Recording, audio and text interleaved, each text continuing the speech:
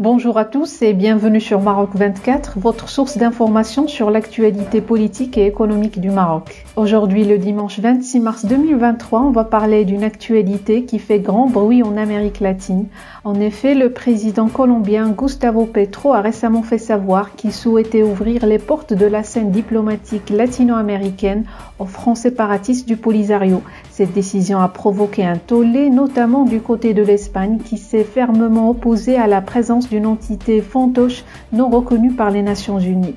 En réaction, l'opposition au Sénat colombien s'est indignée et a intensifié la pression sur le gouvernement, l'accusant de mettre en péril les relations avec le Maroc.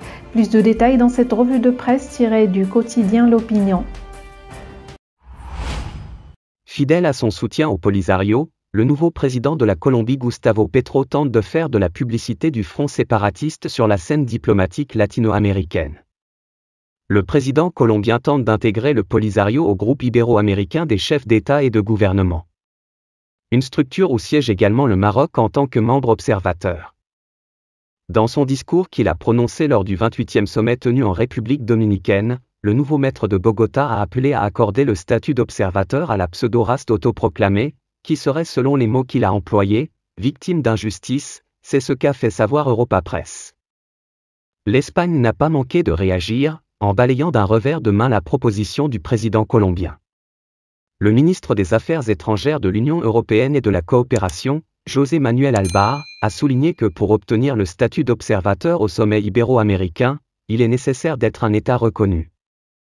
Ce nouveau geste partial et hostile du président colombien est loin d'apaiser la colère de l'opposition de droite au Sénat qui accuse le président d'avoir sacrifié inutilement les relations avec le Maroc pour des raisons purement idéologiques.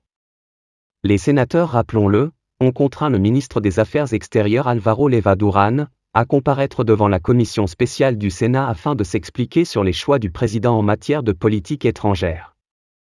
La sénatrice Paula Holguín Moreno, élue au nom du Parti du Centre démocratique, a saisi savamment une telle occasion pour l'interpeller sur les relations avec le Maroc. Elle a dénoncé le refus de son gouvernement de s'expliquer sur son soutien au Polisario. Nous vous avons écrit plusieurs fois pour vous demander un rendez-vous au sujet des relations avec le Maroc et la question du Polisario. Là il y a un problème, s'est-elle insurgée lors de l'audition. En effet, 63 sénateurs sur 108, issus de la majorité et de l'opposition, avaient demandé au chef de la diplomatie colombienne de répondre à leur convocation pour une séance dédiée spécialement à la reconnaissance du Polisario. Ce à quoi ce dernier n'a jamais consenti. Rappelons que les mêmes sénateurs ont signé une motion rejetant catégoriquement la reprise des relations avec le front séparatiste. Au lendemain de son investiture, Gustavo Petro avait reçu une délégation du Polisario avant de proclamer le 7 août 2022 le retour des relations via un communiqué du ministère des Affaires étrangères. Pour rester informé, je vous invite à regarder les vidéos Maroc 24 qui s'affichent sur votre écran.